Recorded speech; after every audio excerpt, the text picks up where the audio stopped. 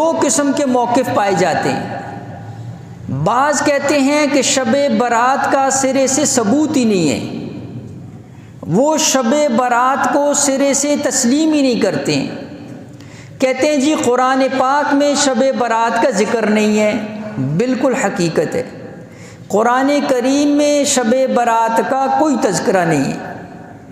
ایک سورہ الدخان کی جو آیات ہیں اس کے متعلق حضرت اکرمہ اور بعض اس طرح حضرت عبداللہ ابن عباس رضی اللہ تعالیٰ عنہ کے شاگرد، ان کا یہ قول ہے کہ سورہ الدخان کی ابتدا کے اندر اِنَّا أَنزَلْنَاهُ فِي لَيْلَةٍ مُبَارَكَةٍ، وہ فرماتے ہیں لیلۃ مبارکہ سے مراد 15 شعبان کی رات ہے، لیکن جمہور مفسرین محدثین سب یہ کہتے ہیں کہ لیلۃ مبارکہ سے مراد لیلۃ القدر ہے، اس لیے کہ اللہ نے واضح طور پر فرما دیا میں نے قرآن لیلۃ القدر میں اتارا ہے۔ قرآن میں تو تذکرہ نہیں ہے لیکن حدیث میں تذکرہ ہے۔ حدیث میں لیلۃ البراءت شب برات کا تذکرہ موجود ہے۔ 10 صحابہ کرام رضوان اللہ علیہم اجمعین سے شب برات کی روایات آتی ہیں۔ امام ترمذی نے اور اسی طرح سنن ابن ماجہ میں، امام بہقی نے شعب الایمان میں روایات ذکر کی ہیں، احادیث ذکر ہیں۔ ایک بات، دوسری بات یہ ہے کہ ان احادیث کا جو مقام اور مرتبہ ہے وہ اتنا اعلیٰ نہیں ہے۔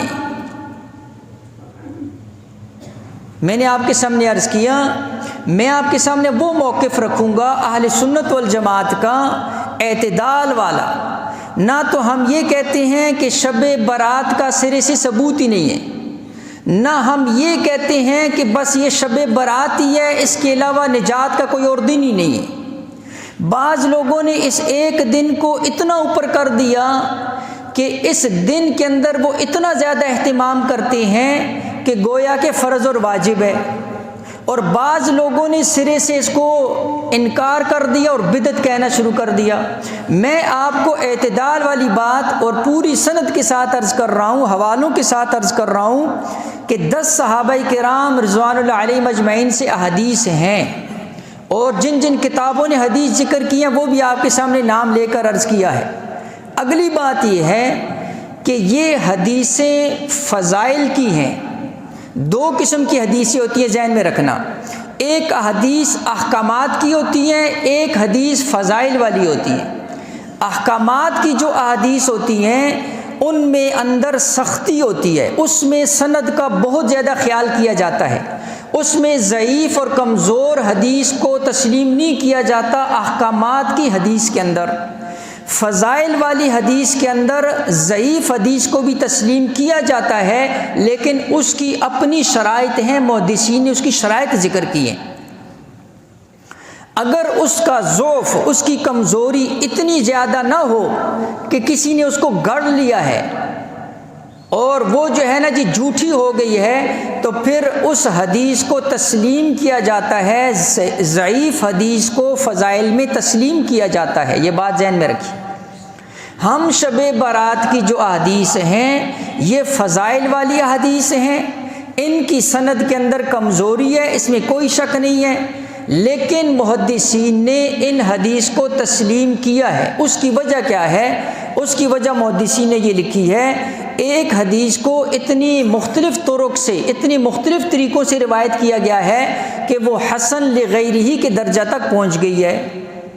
یہ حدیث کی جو ہے نا ایک مقام اور درجہ ہوتا ہے۔ میں نے اس لیے یہ باتیں عرض کی اور پوری تفصیل سے عرض کی تاکہ آپ کے ذہن میں کوئی سنی سنائی بات کوئی لوگ یہ وسوسہ نہ ڈال سکیں کہ نہیں جی ساری ضعیف ہیں، کوئی قابل عمل نہیں ہے، یا آپ کے ذہن میں کوئی یہ وسوسہ نہ ڈال سکے کہ نہیں شب برات ہی کے اندر عبادت کریں گے تو نجات ہے، اس کے علاوہ نجات نہیں ہے۔ میں آپ کے سامنے پوری تفصیل کے ساتھ سند کے ساتھ یہ باتیں عرض کروں گا۔ تو میں نے عرض کیا، میں نے آپ کو اعتدال والی بات جو ہے نا جی وہ عرض کر دی ہے کہ شب برات کا ثبوت ہے، اور شب برات کے اندر عبادت مستحب ہے، نہ فرض ہے، نہ واجب ہے، نہ لازم ہے، اس پر میں آگے تفصیل عرض کروں گا۔ ایک اور بات ذہن کے اندر رکھ لیجئے، میں نے عرض کیا حضور علیہ الصلوۃ والسلام پچھلے جمعے عرض کیا کہ شعبان کے اندر حضور روزے بہت زیادہ رکھتے تھے۔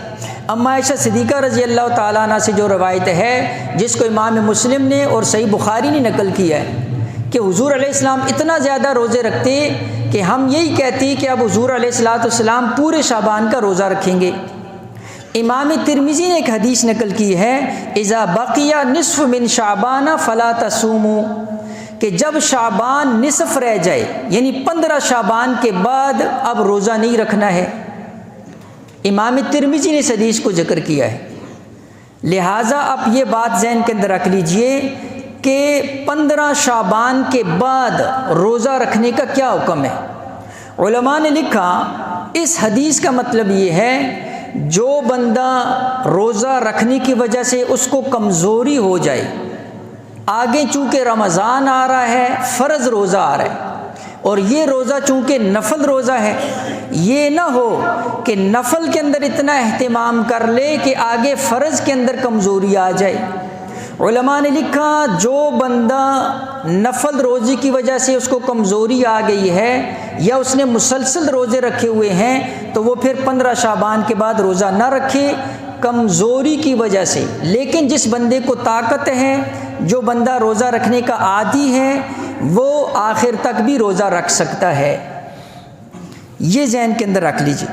لہٰذا اب میں نے آپ کے سامنے عرض کیا کہ موقف جو میں نے آپ کے سامنے عرض کیا تھا احادیث کے متعلق، اور میں نے ان احادیث کا مقام اور درجہ بھی عرض کر دیا۔ اب میں آپ کے سامنے جو ہے کچھ علماء کی 15 شعبان کے متعلق جو اقوال ہیں وہ عرض کرتا ہوں۔ علامہ ابن نجیم رحمہ اللہ البحر الرائق، یہ ہمارے احناف کی جو ہے بہت بڑی فقہ کی جو کتاب ہے، اس میں علامہ ابن نجیم رحمہ اللہ لکھتے ہیں کہ شعبان کی 15ویں رات کو جاگنا یہ مستحب ہے۔ اسی طرح علامہ عسقفی رحمہ اللہ وہ فرماتے ہیں کہ شعبان کی 15ویں رات کو عبادت کرنا مستحب ہے۔ یہ لفظ ذہن کے نہ رکھیں، مستحب کا لفظ استعمال ہو رہا ہے۔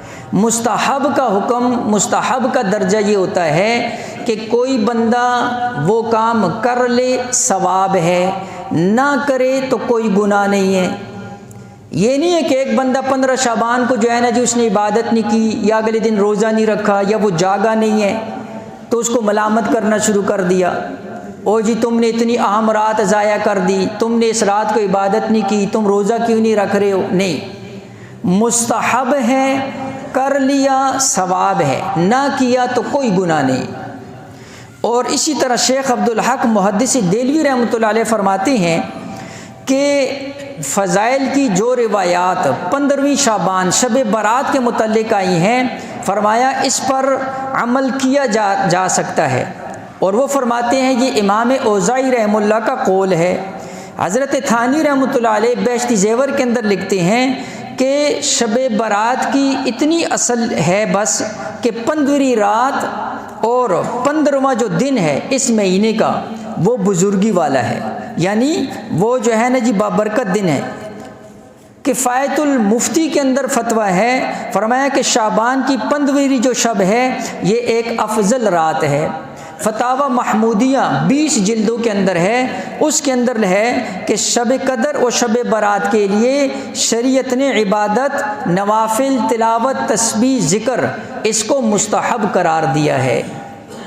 میں نے آپ کے سامنے عرض کیا کہ پورے جو ہے نا جی کتابوں کے حوالے کے ساتھ میں نے عرض کیا، نہ تو ہم یہ کہتے ہیں کہ اس کے اندر عبادت کوئی فرض واجب ہے، نہ ہم یہ کہتے ہیں کہ اگر کوئی بندہ رات کو جا کر عبادت کرے تو اس نے کوئی بدعت والا کام کیا ہے۔